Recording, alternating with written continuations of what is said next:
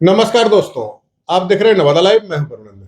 पिछले दिनों एक तस्वीर बड़ा सुर्खियों में रहा। तस्वीर या वीडियो जो कहे, और वो तस्वीर और वीडियो ये था कि नवादा के सांसद बार्चलियन विधानसभा क्षेत्र के बागी बढ़िया में जमालपुर गया फास्ट पैसेंजर ट्रेन का जो ठहराव की स्वीकृति मिली थी, उसको हरी झंडी दिखाने के लिए वहां गए हुए थे।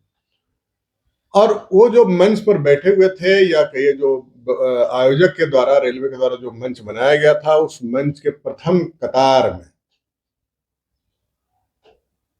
बार्चलियन विधायक अनीता देवी और उनके पति अशोक महतो बैठे हुए थे। वो तस्वीर जैसे ही सामने आई, बहुत राजनीतिक रूप से बवाल मचा। खास करके सांसद विवेक ठाकुर को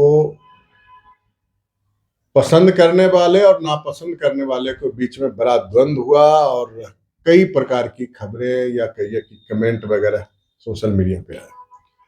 तो भाई साहब, एक बात हम बता देना चाहते हैं। बहुत लोग कह रहे थे कि आप उस पर कुछ बोलते नहीं है, कुछ बोलना चाहिए।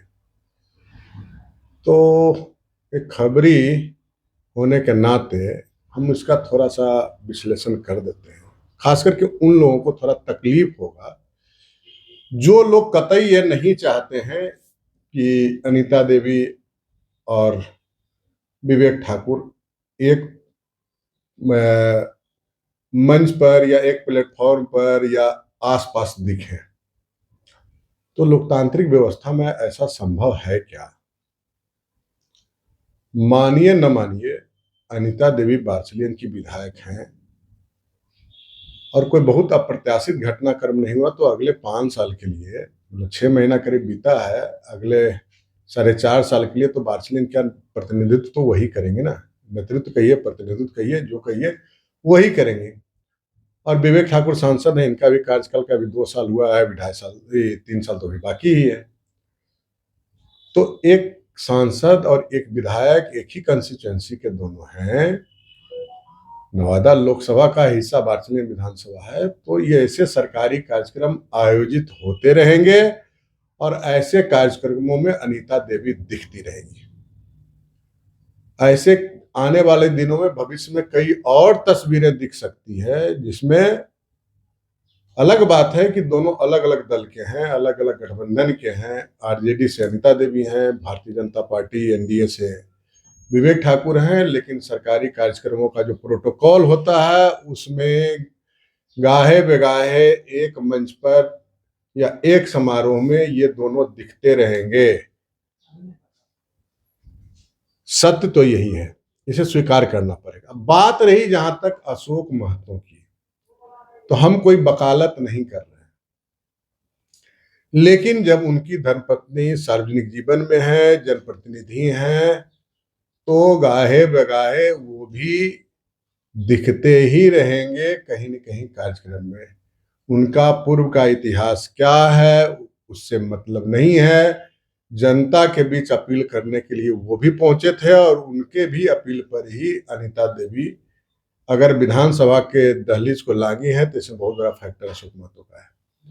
विधानसभा चुनाव या 2024 के लोकसभा चुनाव के पहले तक अनीता देवी को कौन जानता था? अशोक महतो की पत्नी बनने के बाद ही अनीता देवी, अनीता महतो कहिए या अनीता राज कहिए, उनकी पहचान, या कुमारी अनीता कहिए, उनकी पहचान हुई। सिर्फ बार्चलिन विधानसभा की बात नहीं करें, पूरे बिहार में, ठीक है, बाहुबली की पत्नी के रूप में हुई, लेकिन हुई। तो कहीं न कहीं अनीता देवी के सक्सेस के पीछे अशोक महतो का बड़ा भूमिका है, बड़े चेहरे हैं।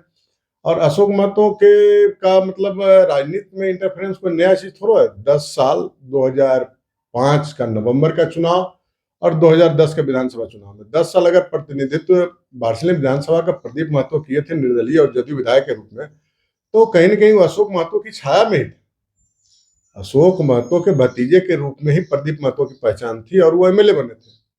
तो मेरा एक ये कहना है, जो भी लोग हैं एक सकारात्मक रूप में ले, सांसद हो या विधायक हो, जब विधानसभा में बैठने का अधिकार उन्हें प्राप्त है अनीता देवी को, तो सांसद के साथ भी कोई भी सरकारी कार्यक्रम में जहां प्रोटोकॉल होगा तो सांसद विधायक दोनों साथ साथ दिख सकते हैं। इसको लेकर के बहुत हाई तौबा मचाने की जरूरत नहीं है। एक प्रोटोकॉल है और उस प्रोटोकॉल के साथ चलना सांसद की भी मजबूरी है और विधायक की भी मजबूरी है। और ये कह सकते हैं कि पब्लिक जो है, हम और आप जो हैं, उन्हें ऐसी तस्वीर देखने की आदत डाल लेनी चाहिए, क्योंकि भविष्य में और सारी तस्वीरें आ सकती है। बागी बढ़िया तो सिर्फ एग्जाम्पल है। तो लगा दोस्तों कि बहुत सारे लोग कह रहे थे कि आप कुछ बोलते, क्या बोल रहे हैं इसमें, थोड़ा समझ भी तो होनी चाहिए लोगों की अपनी। अरुणा देवी भी विधायक थी, तो अगर दूसरे पार्टी के एमएलए मान लीजिए कोई सरकारी कार्यक्रम में बैठेगा तो उसके साथ विभा देवी तो आरजेडी के एमएलए हुआ करती थी, लेकिन अरुणा देवी के साथ बैठती थी। नीतू देवी कांग्रेस के एमएलए हुआ करती थी, लेकिन अरुणा देवी के साथ बैठती थी। तो ये सब राजनीति में चलते रहता है। जब कोई कार्यक्रम होगा तो अगल बगल दिखेंगे ये लोग, दोनों माननीय हैं। और माननीय का सम्मान तो सरकारी प्रोटोकॉल में जो है वो तो किया ही जाएगा, चाहे आयोजक व्यवस्थापक कोई हो। तो जो लोग बहुत कहिए कि दुखी थे या सहज रूप से इस तस्वीर को स्वीकार करने के लिए तैयार नहीं थे, उन्हें, उनके लिए अपील होगी हमारी कि भविष्य में और ऐसी तस्वीर देखने के लिए तैयार रहिए। हाँ, एक बात उन लोगों से जरूर कहना चाहेंगे कि दोनों के कोई भी समर्थक हों, चाहे भाजपा के लोग हों या राजद के लोग हों, सांसद के लोग हों या विधायक के लोग हों, कोई वैसा बहुत एग्रेसिवनेस दिखाने की जरूरत नहीं है। आपके जिंदाबाद कर देने से कोई जिंदाबाद हो जाएगा ऐसी कोई बात नहीं। जिंदाबाद तो वो जैसे ही जनप्रतिनिधि निर्वाचित हो गए, जिंदाबाद तो वो हो गए। तो थोड़ा संयमित तरीके से इसका मतलब हर लोगों की जिम्मेदारी है कि समाज में शांति व्यवस्था, आपस में भाईचारा कायम रहे। राजनीति करने वाले राजनीति करेंगे। हमारा आपका फर्ज ये बनता है कि जो सिस्टम के तहत जो सही होना चाहिए और अगर वो हो रहा है तो उसका हमें समर्थन करना चाहिए। तो दोस्तों इस वीडियो में इतना ही। एक अपील की, अगर अब तक आपने नवादा लाइव चैनल को सब्सक्राइब नहीं किया है, सब्सक्राइब कर लेंगे, बेल आइकन बजा लेंगे। वीडियो अच्छा लगेगा लाइक और शेयर जरूर करेंगे। मिलते हैं किसी और वीडियो में, तब तक के लिए नमस्कार।